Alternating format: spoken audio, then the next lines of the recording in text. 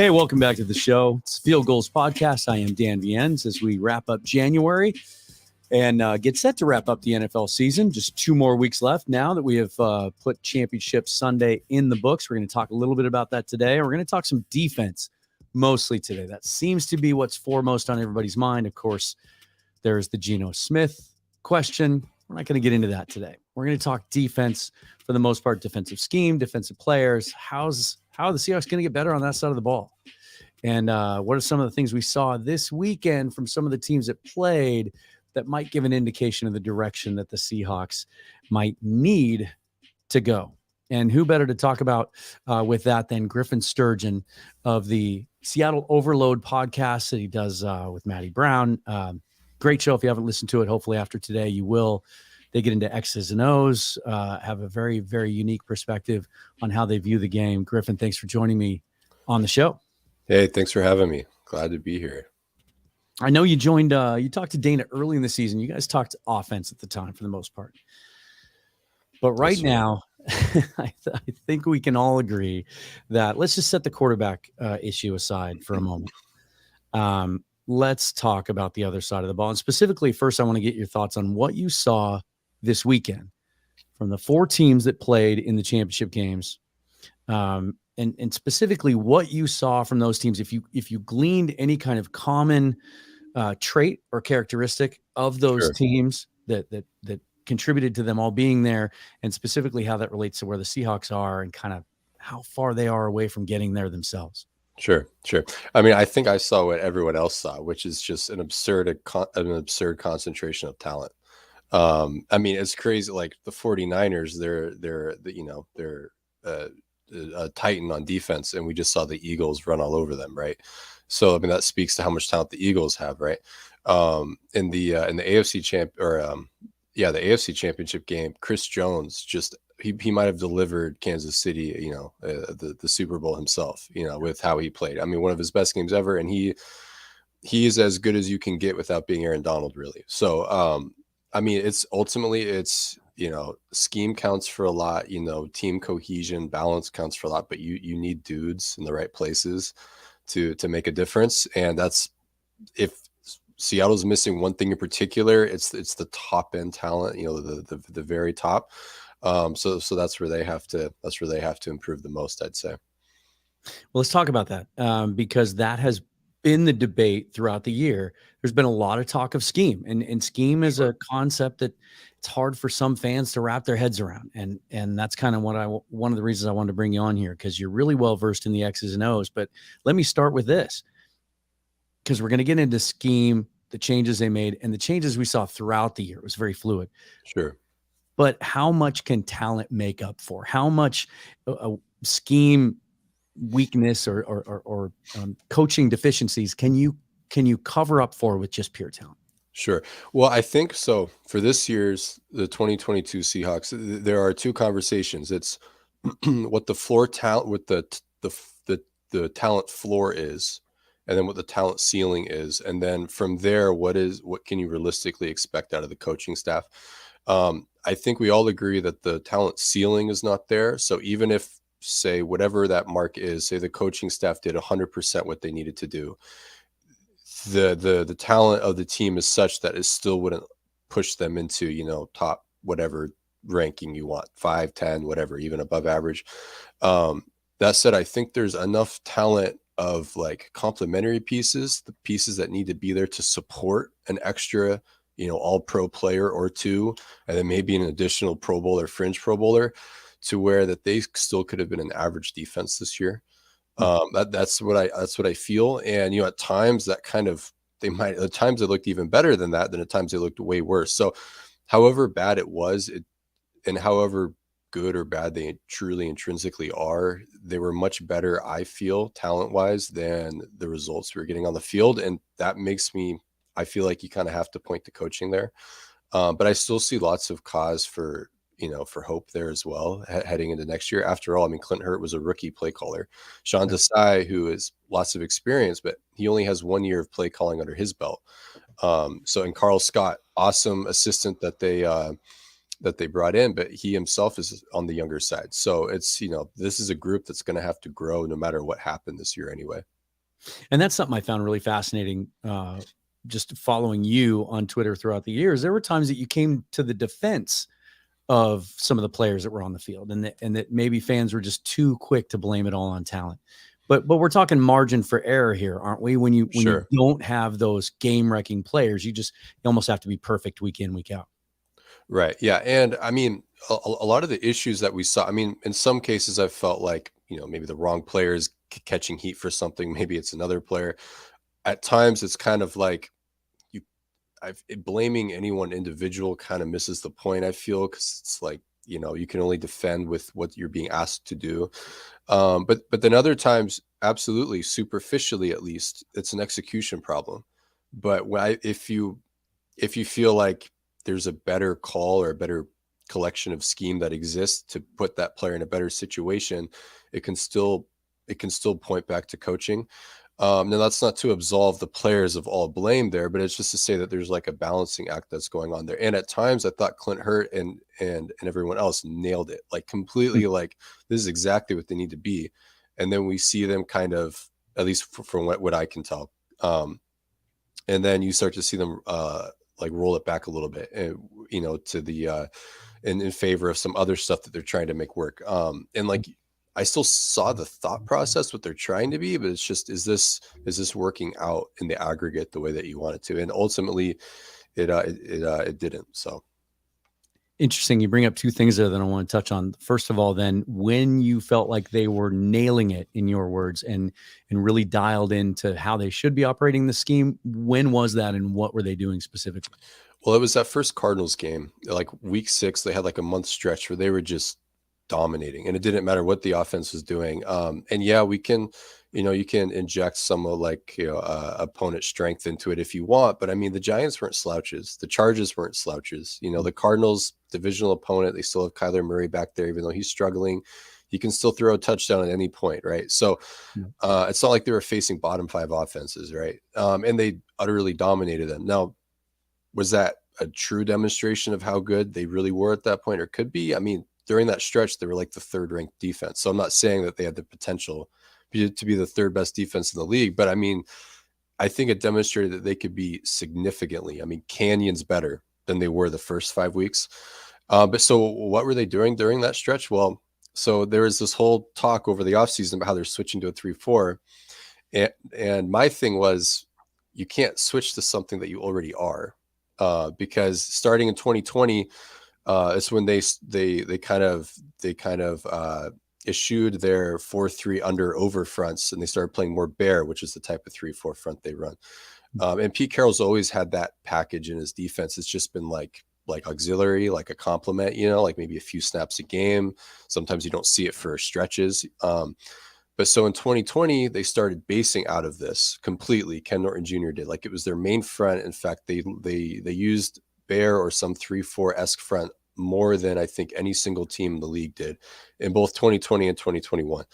And the reason for that was they couldn't stop the Rams' wide zone offense. They played, even their 4-3 under or over front is still a 5-man front. You still got 5 guys on the line of scrimmage, even if only 4 of them has their hand in the dirt, right? And they can't stop it. So they're saying the ball's cutting back and it's hitting one of the open gaps, and the linebackers can't slide back in time. Even Bobby and KJ, the stress of the scheme is too much. So we need to put all our chips into that basket. We need to bring down one of that defensive end, make sure he's a 300-pounder, and have him play a 3 technique. So we have 2 3 techniques, 1 nose tackle, and then the zone runs have nowhere to go. And sure enough, they take mostly the same personnel from 2019 to 2020, and they go from like the 20th ranked run defense to the 7th. And it was just a scheme tweak. So they're more sound for it. Now, the problem with playing in a bear front all day long, especially when it's the only thing you do, give or take, on early downs, that is that there are a bunch of like other types of runs, not just wide zone. So Kyle Shanahan started throwing, he's like, well, I like wide zone too, just like Sean McVay, even though I do it a little bit differently. But I'm going to start popping out those gap runs, power, counter, trap, stuff like that. And I'm going to hit the C gap now. So in over and under, the B gap is a problem. Now in bear, you're trading the B gap for the C gap. Now the C gap's a problem. So they start hitting all this power stuff. So Ken Norton Jr., for all the faults he might have had as a defensive coordinator, as far as being sound for the run game, I mean, he had tools on his tool belt. So he threw out all these like line slants or like run blitzes. And so their numbers against power or gap scheme runs were also really good. So he just had this full complement. Like if Sean McVay and Kyle Shanahan beat us, it's because they just destroyed us, moving us off the ball. It's not going to be because I didn't give my guys a chance to be schematically sound for what they throw at them. And sure enough, I mean, they kind of started to wrestle back, at least defensively against the Rams a little bit. And then, they went 4-0 against Shanahan the last 2 years in 2020, 21. So they kind of, like their thought process was, I think, proven to at least be good process on paper. So then they head into 2023 and, or 2022, sorry. And then they fire Ken Norton Jr., as we know, promote Clint Hurt. And they talk about the 3-4 defense and everything. And yes, that's still their base defense. The thing is, they just don't play very much base defense, and so we saw the run defense regress. So the question is the 3-4, does it work? Does it not? My answer is yes. The 3-4 does work because when their numbers in when they're actually playing bear in both base and nickel, because they can play in base and nickel, is identical to last year. They're giving up 3.7 yards per carry when they're bear, which is what they gave up last year in it. The only difference is they're just doing less of it. And it really, that's still an oversimplification, but as far as like, well, how do the numbers add up to what they are, where they're giving up like 5.1 yards per carry overall, and they're playing, like bottom ranked efficiency, whatever it is, it's because they're not playing what they're good at a lot of. And there's a reason for that. But I think ultimately that's kind of what it stems down to. And, Clint Hurt has to essentially, he has to decide when to apply what packages that he has and when. Because I think he has the answers. I mean, he was on staff, and not only was he on staff when they had solutions, he's also the defensive line coach. So he was as intimately involved with the run fits as anyone on staff could be. And it's probably why they decided to promote him as well. Like, he knows his stuff. He just decided to go into like a slightly different direction within the world that they were already living in. So it sounds like, first of all, we hear a lot about bear front, and you touched on it there, but that means a 5-man line, right? Essentially. Yeah. I mean, it looks that way. Yeah. I mean, you got 3 guys with their hands in the dirt, flanked by 2 outside linebackers. Yeah. Okay. So when you talk about how they just didn't play a lot of base, is that because they played more nickel? Did they basically sacrifice what they were doing, or sacrifice some of that potential against the run, in order to try to cover better? Yeah, I believe so. And there's so they can play base and nickel, or they can play bear in base and nickel. They are playing more nickel this year total. But so the big decision they made this year was within their nickel package, which they match 11 personnel with, and it's 10 personnel, but they see very little 10 personnel. So 11 personnel. So you got 3 receivers. Last year against 11 personnel, they played nickel bear. They called it Falcon last year, but it doesn't matter. They played nickel bear against 11 personnel on early downs.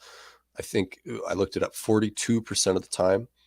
And their run defense numbers were really good against it, because teams still run the ball at 11, right? Especially Sean McVay and all that. Yeah. And then this year they're playing nickel bear against 11 personnel like 23% of the time. So they've eliminated like 100 plus snaps of nickel bear, and their numbers in nickel bear, especially from week 6 on, where they kind of get their act together a little bit, they're ranked like the 9th best run defense and the 10th best pass defense. When they play their other nickel package, which is paired with like an over front, it's they use 2 down defensive linemen, 4 linebackers, 5 DBs. And it looks like a 4-2, but it's technically a 2-4, but same difference. Their run defense rank is 29th, but their pass defense rank is 5th. So we can see the relationships going on there. They're dedicating more resources toward the pass, and it's working. Their pass defense does marginally improve, but then the run defense absolutely tanks. So it's that trade-off. Would you take 5 and 29 versus 9 and 10 is essentially the question they had to ask themselves. So then when another thing you touched on before, when you talk about blame, right? And it's something that whether they're qualified to or not, we're fans, and Yeah. we need to quantify how we feel about what's happening on the field. And the easiest thing to do is find someone to blame and find a scapegoat. And the easy scapegoat this year seemed to be the linebackers. Jordan Brooks, before he got hurt, took a lot of heat, wasn't getting off blocks. He was getting washed out. And Cody Barton seems to be everybody's favorite punching bag. Mm-hmm. But as the year progressed, it seemed to me that people who actually study the game, know the game, analyze the game, have played the game, had good things to say about Cody Barton, and that he was actually playing better than fan perception was. In your view, Mm-hmm. And especially before Brooks got hurt, of course, how were those guys doing? So, I mean, I think the way I characterize Cody is that I think he is a really good coverage linebacker. I mean, I think he's really smart. I think he is faster than he gets credit for. Maybe the long speed isn't there, but I think like in, a certain range, he can really move. I think Jordan Brooks is also a really good cover linebacker. But back to Cody, I think when they play bear, or at least especially any 5 down front, I think like contact is a problem for him. I do agree with that. But when he plays this against any 5-man front, especially bear 3-4 variant fronts, there are fewer offensive linemen climbing to the second level. So essentially he's free. And if he can diagnose the play, he can preempt contact, and he's totally fine. I mean, I think the best example of that is when he filled in for Bobby last year toward the end in that Lions and Cardinals game. I thought Cody was awesome, like flying around everywhere, and he barely got touched because they're playing a front that keeps the linebackers clean, and he can just use his eyes and use his speed in the box to get to where he needs to be, and he's not a problem. So that's how I view Cody. But when they go into that 2-4-5 front, there's a lot more free climbers. They're also asking them to play pass first with their eyes. They're clearing the threat of the pass, them playing the run. The defensive linemen in front of him are being asked to play techniques that they're not used to, or at least they haven't been playing a lot of recently. So it's system failure across the board. And when that occurs, I mean, in my view, everyone looks bad. So I feel like what's the value in just saying, well, you need to airdrop in a better linebacker here? I mean, what is the marginal difference there? So that's how I view Cody. With Jordan, I mean, I thought Jordan actually was having a pretty good year, with the exception of some coverage busts early on in the season. The way I view those, I mean, yeah, he's got to do better, but they came in as very like hyper specific calls with like his standard like meat and potatoes, like what they do 80% of the time. I thought he was rock solid in. Like Cody, I thought he did excellent when they were playing bear fronts. In the 2-4-5, I mean, it puts a lot more stress on the linebackers, because the A gaps and the B gaps are now open. So, and then a lot of these teams like to use jet motion that changes your gap last second. And it was just, I mean, things were going haywire. And I really don't think that the linebackers were set up for success in that way. That said, there were games where they kind of put it all together. But a lot of it is being the other side of this is that when we say like schematically unsound. So in this 2-4-5 front that I keep talking about, they defend like the base call that most teams run is some sort of zone variation, or another one that's kind of similar, although it's gap scheme technically, but there's no puller. It's called duo. So their numbers against duo and zone, whether outside zone, inside zone, whatever, split zone, doesn't matter. They're ranked like 17th in the league against those runs in 2-4-5. So 17th isn't great, but it's not disastrous. If they could have gotten 17th best run defense paired with the 5th best pass defense, you'd take that. I would take that. Like, fine, stay in that front. The problem, though, is that when they get those pullers, those gap schemes, when they only have 4 guys in the line of scrimmage, they're out leveraged, they're picked off. I don't think you could fault any one individual for not being able to make a play when they're just, Clint Hurt is willingly staying in this front, not throwing any like line movement or slants or like run blitzes at it or anything, like not changing the picture post snap at all. They're basically telling the offense like, hey, come get us. So yeah, Jordan Brooks is getting picked off. Cody Barton's getting picked off. Shelby Harris is getting down blocked on. But if your scheme hinges on a guy blowing through a block snap after snap after snap, or it requires 2 all pros to even be functional, like let alone good, but just functional, you probably need to get out of that scheme or add stuff to it to to make it last. So here's one example, because I know it feels like I myself watching at home, like how can you just say it's a player problem? So the Seahawks offense, the flip side of the same coin, their gun run game this year was like bottom 5 in efficiency. So first and 10, second and like 0 to 5 yards or whatever. Like they're not a good run team, but then their second and 10 running efficiency is like top 3. So how does that work, right? Well, Yeah. so on second and 10, they pass the ball almost more than anybody. So defenses then are like, all right, we're going to be in a pass oriented personnel package. We're going to play a pass rush oriented front. And then all those runs they run are runs that they never run in any other context. They're scheme breakers. And this is an extreme example because it happens so rarely, but it's the same principle applying to the Seahawks run defense in the reverse, just on a less extreme scale. So like that Bucks game. So Bucks ran all over him, right? Yeah. Leading up to that point, the Bucks only run like duo and inside zones. Well, how did they defend duo and inside zone that game? They held them to 2.2 yards per carry. But then they ran counter and power. They went for like 8 yards a carry. So what they're schematically sound for, even in the 2-4-5, they can defend. They have the dudes to defend the stuff they're expecting and what the scheme can accommodate. But all the extra stuff, I mean, that's where you either have to spend less time in the front, spend more time in nickel bear, or like, hey, throw in some line slants, get action at it, throw in a run blitzer from the slot, like get numbers at it. You gotta switch it up. So that's how I kind of, view that whole conundrum. It's interesting you bring that up. I was just talking to somebody about this the other day, that it seems like, compared to other teams that I watch every Sunday, that the Seahawks do less stunting and twisting up front than other teams. Am I wrong? I agree with you. So the Bucks, or not the Bucks, the Broncos, they run this 2-4-5 front a lot. And this is where, so Sean Desai, I mean, the front exists universally. Every team runs it, but how much you run it, right? So Sean Desai, I'm not scapegoating him at all, but because Clint Hurtt still agreed to it. Pete Carroll's the head coach, like it still falls at their feet. So they ran a lot of this in Chicago. Like he decided, like philosophically, 11 personnel, we're going to be a pass rush oriented team, 2-4-5. And hey, Robert Quinn had 18 sacks. So, I mean, you can see his theory, but their run defense wasn't very good in it. And they were giving up 5.5 yards per carry in it last year. So the Broncos run it as well, because Ejiro Evero is a Vic Fangio disciple. Sure enough, he's the DC, and Fangio was there already, so his players know all the stuff. So they run 2-4-5, and their numbers aren't great in it, but and we talk about their talent, right?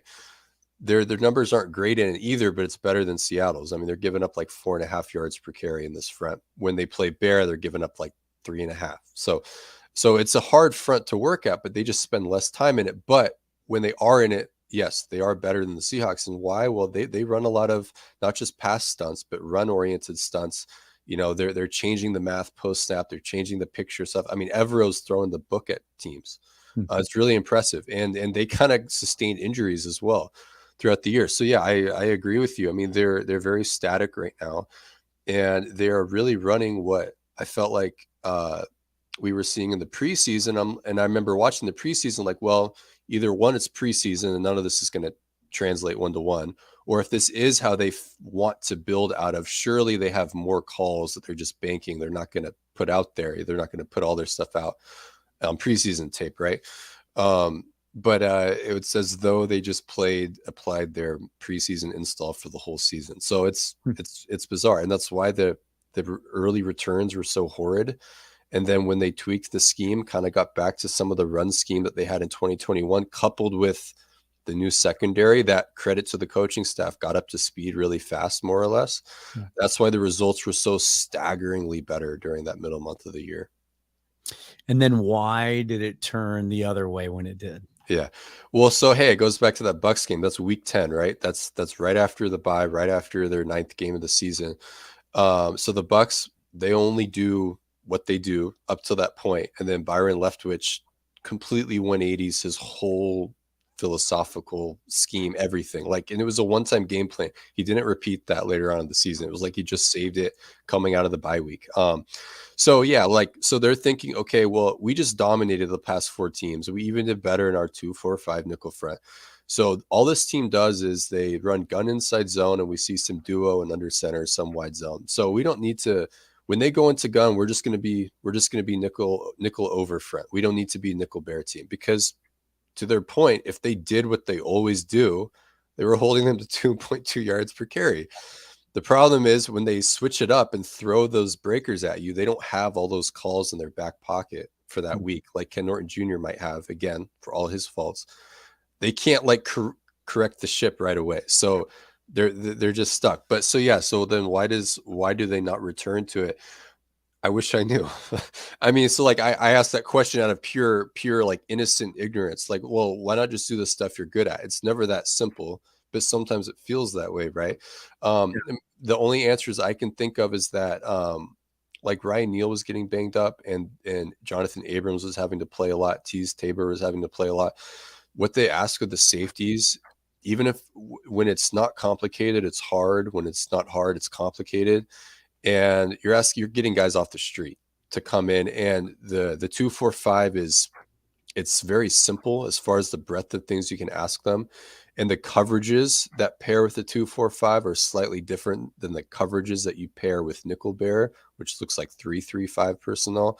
So I think part of it was like, we don't want to task Abrams with any of this. We just want him to play like you're in the slot. You're either, playing a zone drop out to the flat, or you're carrying a seam, a tight end, and we're going to ask you to do nothing else. You might be pulled into the box, go hit someone. That's it. And that's kind of what it felt like. And they had some games where they kind of got it together. So, some run defense games where, like, even in the 2-4-5, like they were loading the box up, just playing cover 3, like forget the too high stuff because we need to fit the run. And they kind of got better. But then as soon as they try to ease out of that, play more too high, get back to what they think they can get away with, the dam breaks. As soon as like Al Woods goes down, you're done. Brian Monet tears his ACL. He's your backup nose tackle. Like, it's just the picture's starting to fall apart. LJ Collier, Quentin Jefferson are playing too many early down snaps.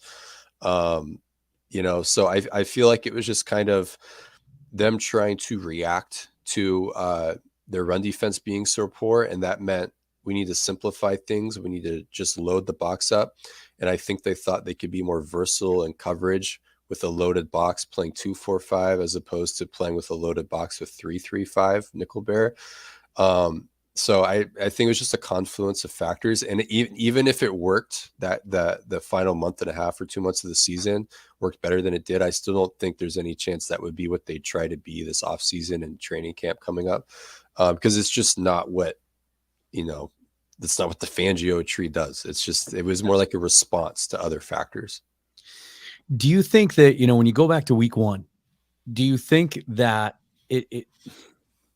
how much weight do you think they put on Jamal Adams and the role that they envisioned for him? Because it seemed like before he got hurt week 1, that, man, they were using him the way they envisioned him when they traded for him in the first place. They're moving him around. He was making dynamic plays all over the field. And once he went out, you're missing that Swiss Army knife. How do you think they put maybe too much of their eggs in Jamal Adams' basket, asking him to do too much or expecting too much out of him?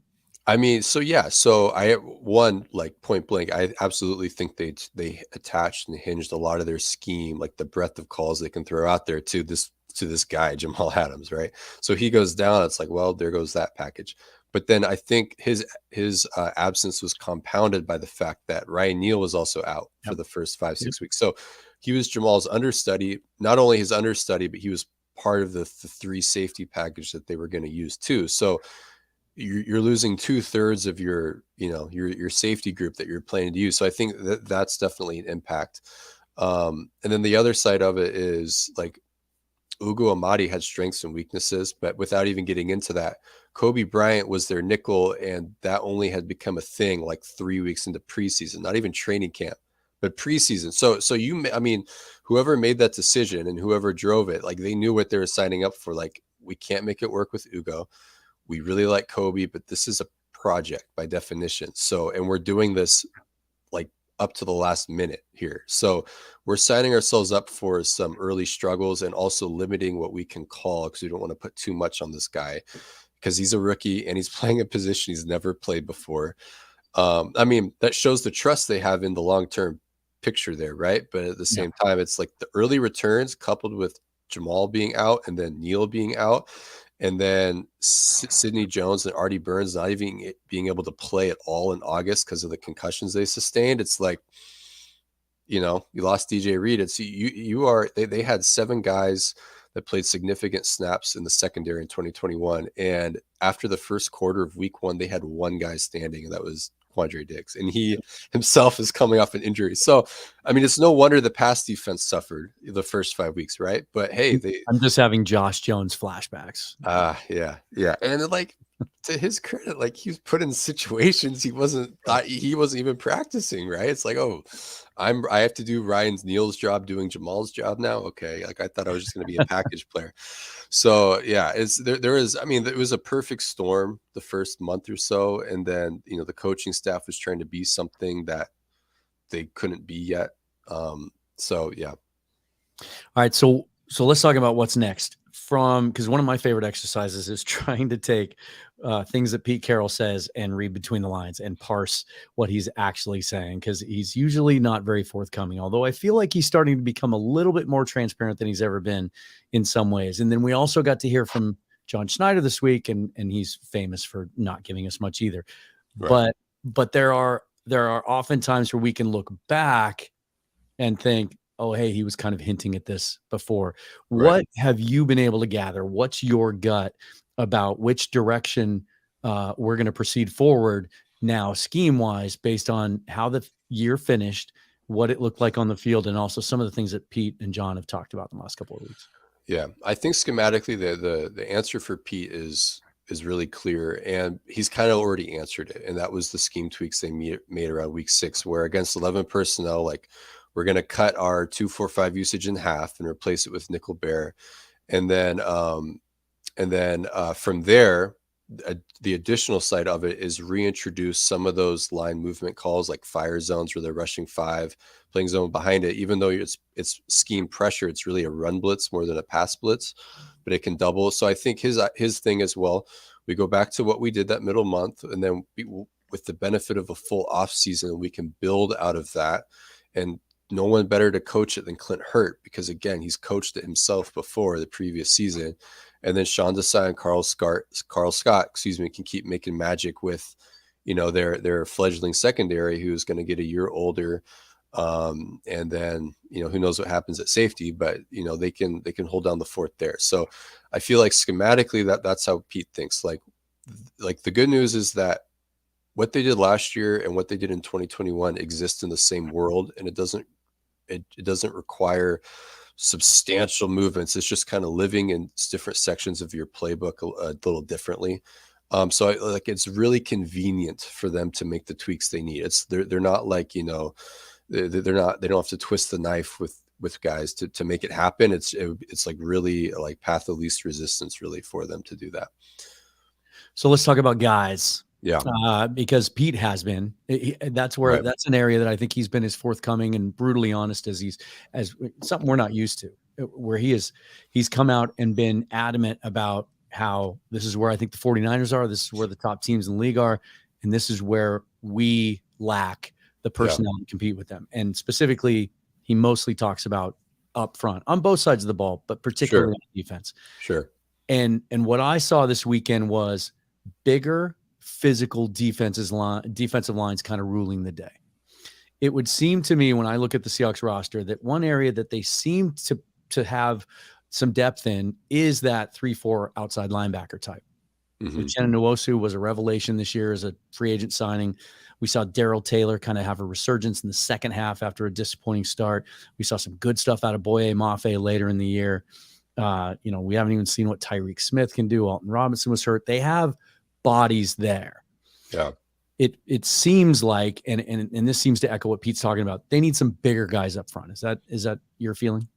So I would agree more or less. So I mean, it's really telling that he name dropped right off the bat Eric Armstead, Nick Bosa, right?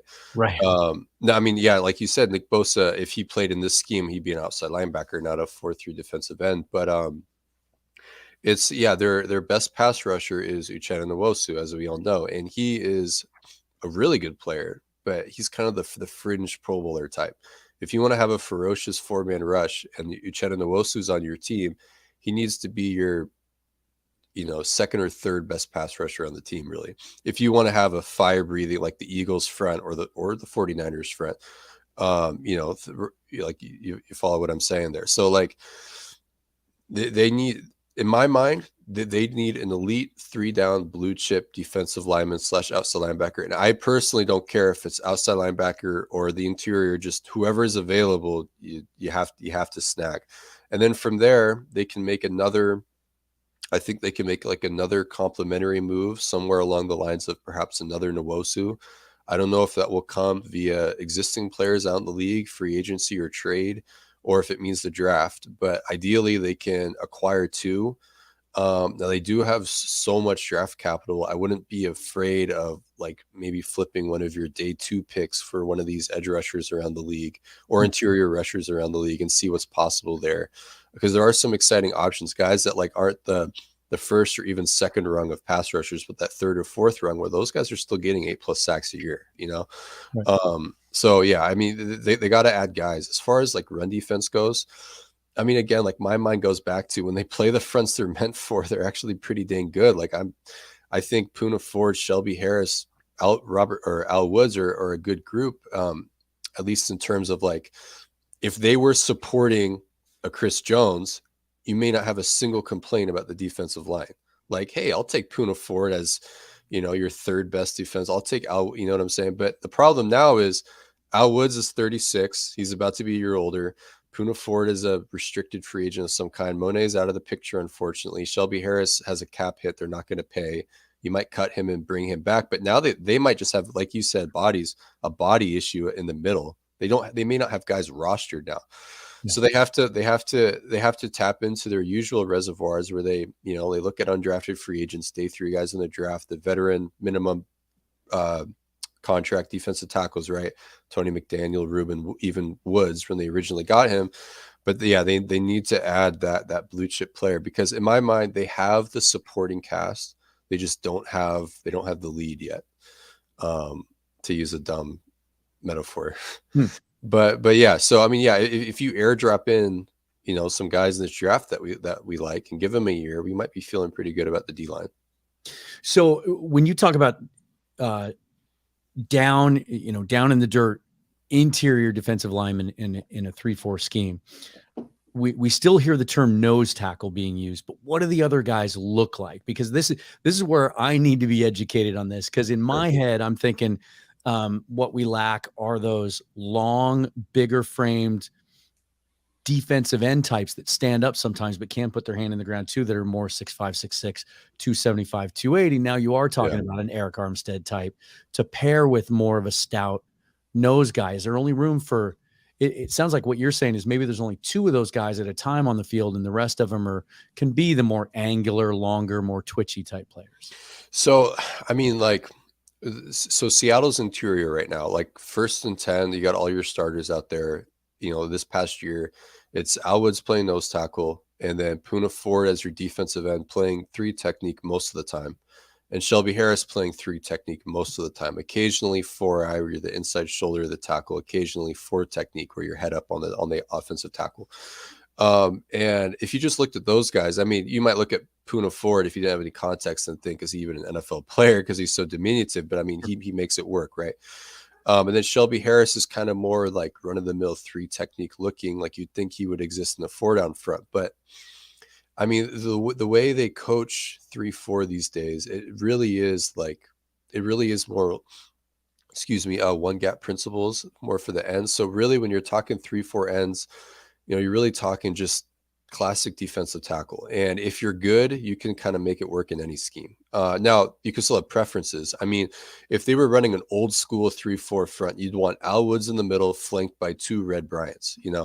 You can still make Red Bryant work in this scheme. You just don't have to go there. I mean, if you really wanted, you just to make the point, you could have 2 Poona Fords there if so long as they're good players. Yeah, they can make it work. But I think for this purpose, they just need to find a guy north of 300 pounds that hits their usual length specifications, because they do have like thresholds there looking at their draft history.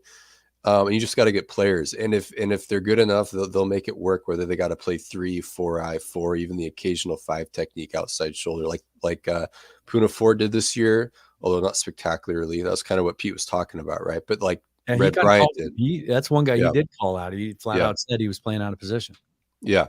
So, I mean, you'd want, in Puna Ford's case, you want a guy with more length there. If he has to play all the way out at the 5. Now, we have 2 years running of Puna playing 4 and 4. He can make that work, but 5 is a little too much. So the ultimate adjuster type, a guy that you can use to do any of that, that's where you start to look at the length to go, hey, yeah, this guy can play 3, but if we need him to play a 5, if we need him to cross face on the tackle post snap and just use his length, that's where you want Eric Armstead. That's where, you want some of those guys. Chris Jones, if you can get him. So, yeah. So I know it's early, but I know from following you that you've started to do some work. You've looked a little bit at the free agent class that's out there and a little bit at the draft. Let's start with the draft, because that's what everyone has turned their attention to. That's the exciting part of this offseason, even for the casual fan, because for the first time since Pete Carroll and John Schneider have been around, they have multiple, first and second round picks, and it's just something to get excited about. It's hard to get the casual fan excited about the draft when you're drafting 29th. Yeah. Or when you've traded out of the first round, either for a player or other picks. Sure. Who if you could choose right now, one player you want to be there at 5, who would it be? Jalen Carter. If a beggar could be a chooser at Carter, I would not meet those physical length and standards and measurables that you think that they're looking for. I think so. He could play 3. He played in the college scheme where he played the 4-eye. Even when they go the 2-4-5 front, they have their own version of that at Georgia, where you're playing like a 2-eye or like a 3. You're playing 3 technique, but you're playing a little tighter. They call it a heavy 3. He can do all that stuff. He is scheme proof. He's good at everything they ask him to do. Like he does. People look at his production and they fret a little bit, which I understand. But like he's asked to do a lot of grunt work in that defense, and there's not a lot of glitz and glamour to it. But he does the grunt work, the stuff that doesn't show up on the stat sheet, really well too. So he is everything they could want of a 300+ pounder to get onto this team. If he's not there, and most people seem to assume that he and Will Anderson, who I would assume that you like as well, but probably won't be there under any scenario, won't be there at 5. But the more that we hear and the more that we know how thin this quarterback class is and how desperate teams can be to trade up, I'm starting to see a scenario where Jalen Carter could be there at 5. If he's not, is there another guy there defensively or that you would feel comfortable taking and sticking and picking, or is the drop off from Carter to that next level of guys a little too rich for 5? So the next guy, and a lot of people like him, I know this isn't a novel thought of mine, but Tyree Wilson is really exciting. Yeah. And a lot of people be the guy right now. Yeah. And the drop off is still there between him and Carter and Anderson. Like there is a cliff there, but I feel like the drop off between him and the next guy is such that if you want to get a top 10 player, do you test fate and trade back to 7, 8, 9 and see if he's still there, or do you just take the guy and call it good and you still get to pick again at 20, right? So I don't feel great about picking him at 5, but I also don't feel great about testing fate and seeing if he's still there at 8, 9, 10, whatever you trade back to, if you trade back. So I would take him. The other guy that a lot of people talk about in that same vein is Murphy out of Clemson. What are your thoughts on him? I think that I'm not the biggest fan of him, just like in general. But I definitely see the path forward, so to speak. He can be a really good NFL player. I don't know. I feel like he has a fatal flaw. He's really not that agile. He's incredibly explosive. He likes to use his hands. He might be a little unrefined there. He plays really hard, but I think he has leverage issues and flexibility issues, and they show up against run and pass. And on top of that, I don't think he's the most square scheme fit. And if you're going to take a guy that isn't a super easy scheme fit, they need to kind of wow you. Like you have to feel willing to make those accommodations for him, like fall over yourself to make those accommodations, schematic accommodations. And I'm not sure he's good enough to merit that. If he was there at 20, which honestly, I feel like he's the kind of guy that should go in the late teens, early 20s. If he's there at 20 and they didn't pick DL in the first 10 picks, I'd be like, okay, maybe we can, get into that, But otherwise, yeah, I'm not the biggest fan of his personally.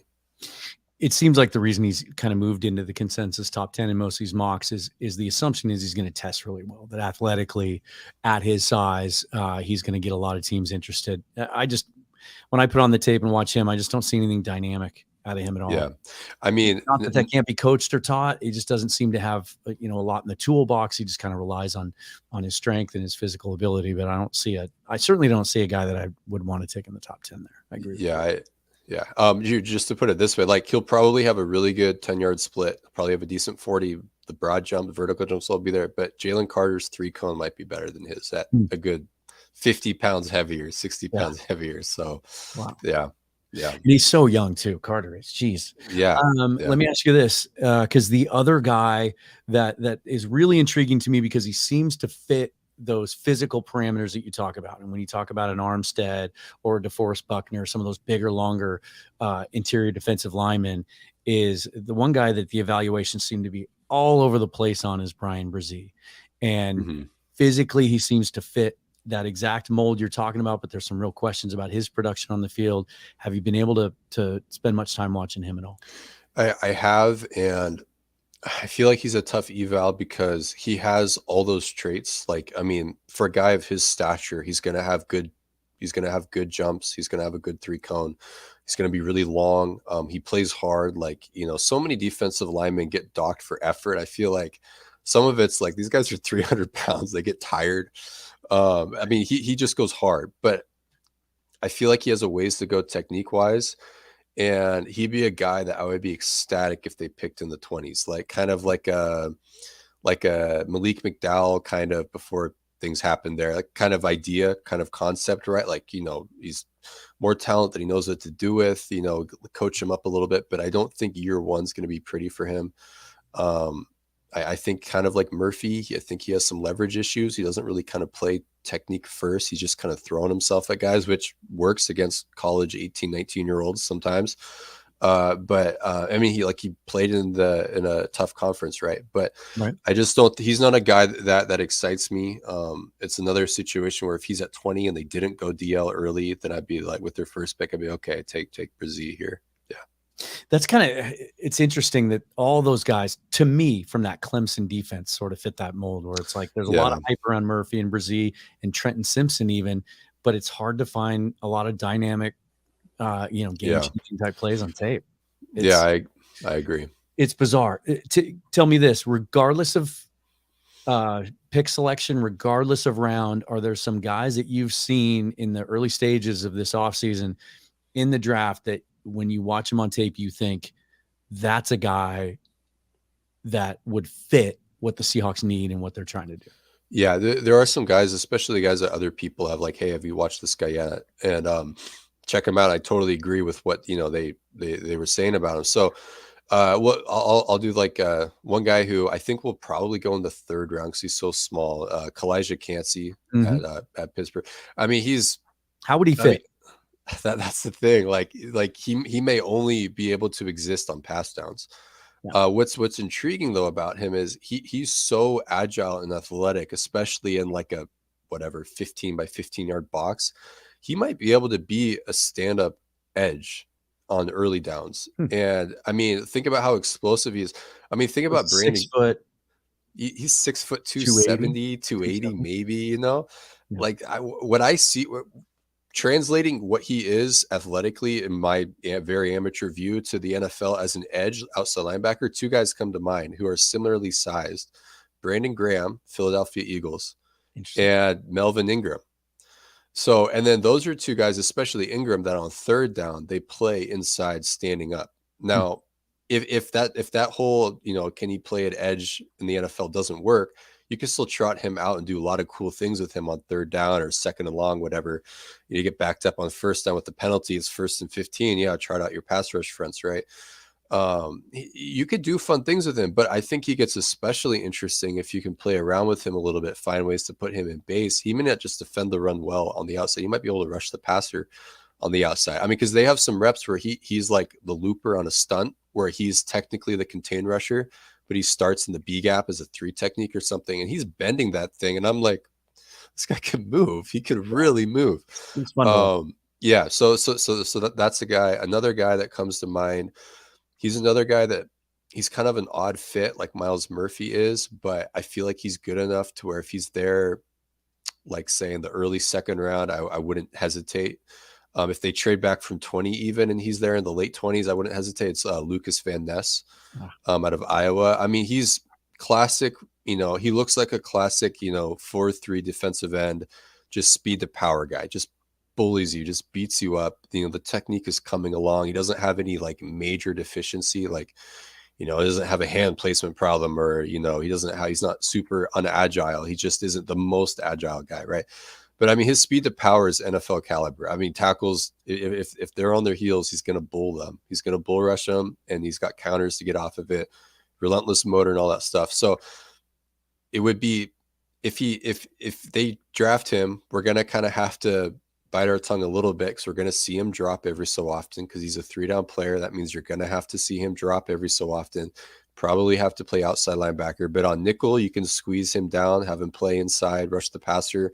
He can do a lot. So, yeah, he's a guy. I mean, he might be strong enough that he could play the 3 technique or 4-eye a little bit, the defensive end, and make it work. Because, I mean, everyone's weight is different. He's about 280. Michael Bennett was 280, and he could play 3 technique for all 3 downs if he wanted. I think he has that kind of play strength, but they just don't use him a lot that way in college. So that's more of a projection, though. But so he's another guy that comes to mind.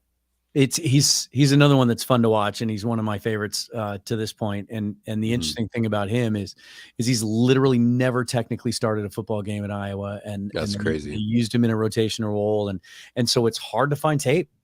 Yeah, you have to find those cut ups that people post where it's just an entire game showing the entire Iowa defense. You have to pick him out. You're not going to find any of that tape where he's isolated or anything else other than a couple of highlights here and there. Sure. Interesting stuff. Tell me about this guy, because we talked about Monet going down, and it sounds like that, it's more than just a common ACL. That might be a really tough knee injury. That's a lot more, a lot deeper than we thought it was going to be, and he might have trouble coming back from that. And then Woods potentially being a cap cut, and if not, just getting older, et cetera. Siaki Ika is the one guy kind of in this draft that stands out as a big dude that can anchor the middle from Baylor. Yeah. He's a guy that no matter what Seattle's roster context was in any year, I would want them to draft him. Like he's a dude. He's really good. There are so few guys that are 330 or heavier that have his kind of explosion and like movement ability in space. So, I mean, yeah, like first he beats blocks all day long. Guys can't move him, but then he also gets off blocks, and then he could run down the line. And that was a lot of their problem this year. Like in that 2-4-5 front that we're talking about, there'd be instances where even Al Woods, they're winning their block, but they can't make the tackle in the same gap. Like Al Woods had some really odd moments, stuff like that. That's somewhere where Siaka, I mean, he excels. So he reinforces your nose depth, and eventually he'd be the guy when Al Woods ages out. In Bear as a true 0 technique nose tackle. And then when they go into this 2-4-5 front where the nose tackle is now playing a 2-eye, I mean, he would make life so much easier on the linebackers because they can fit off of him.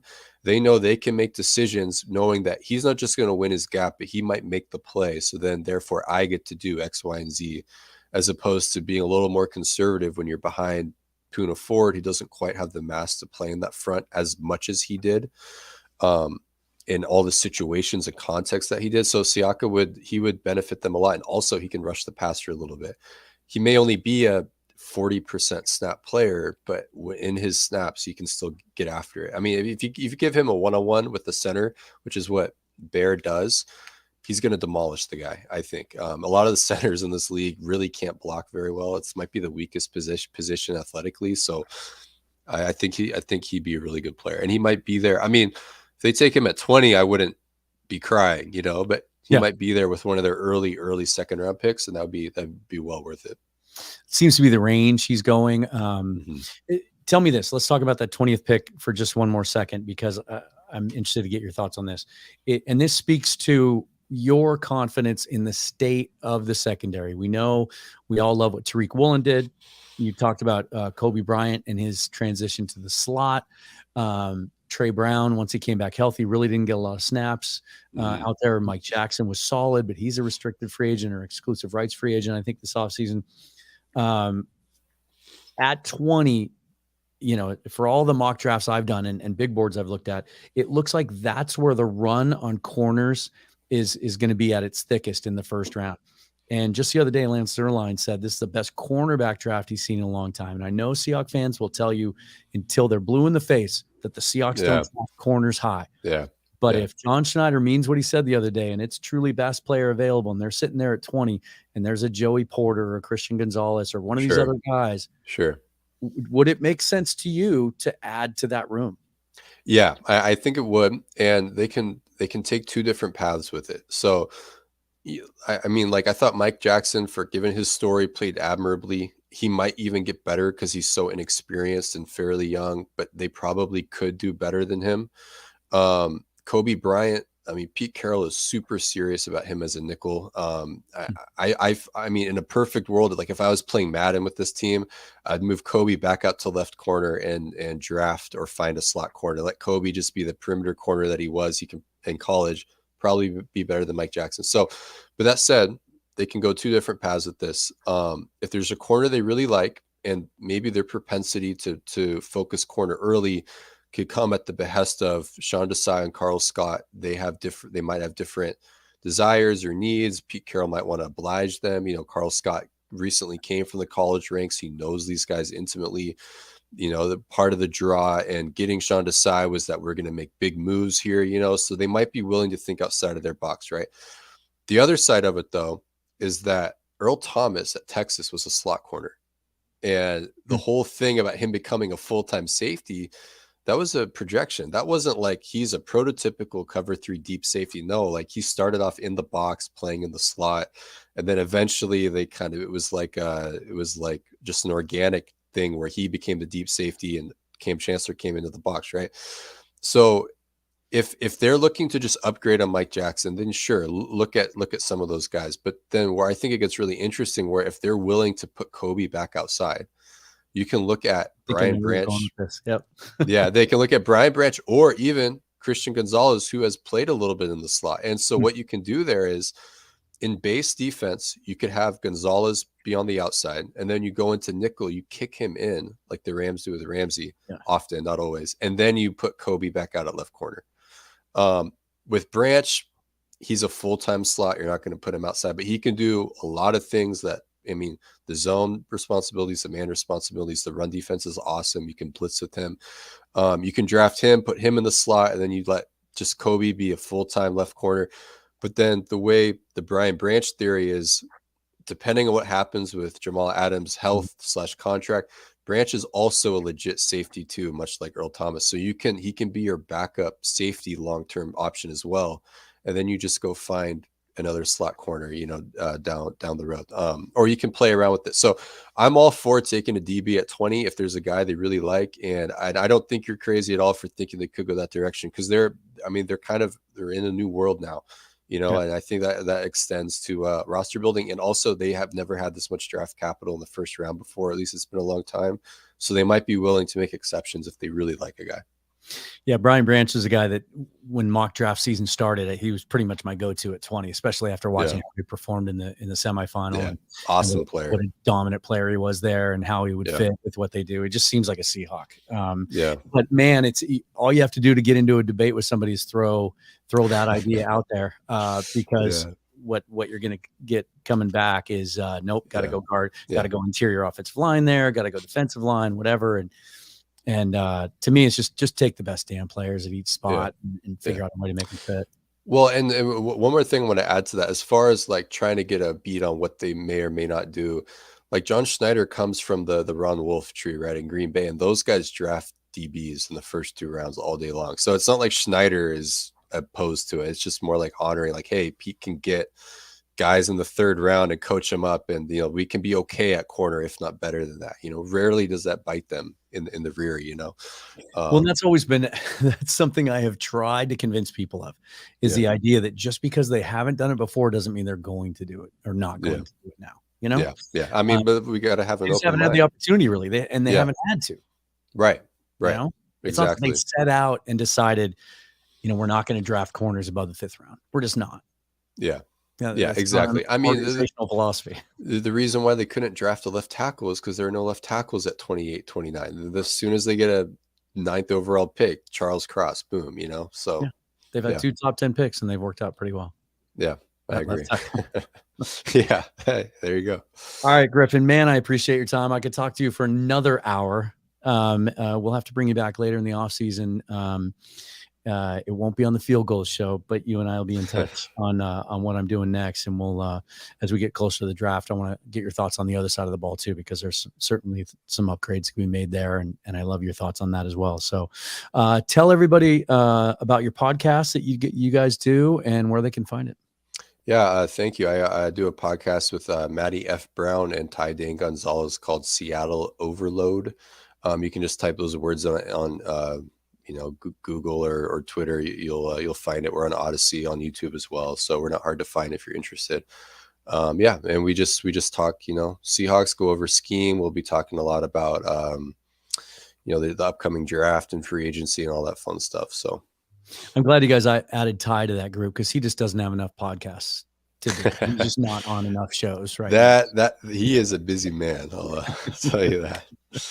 I know you can. And they can find you on Twitter at CMike's Spin Move. That is Griffin Sturgeon. Thanks for joining me, man. We'll talk to you soon. All right, thank you. Appreciate it. Take care.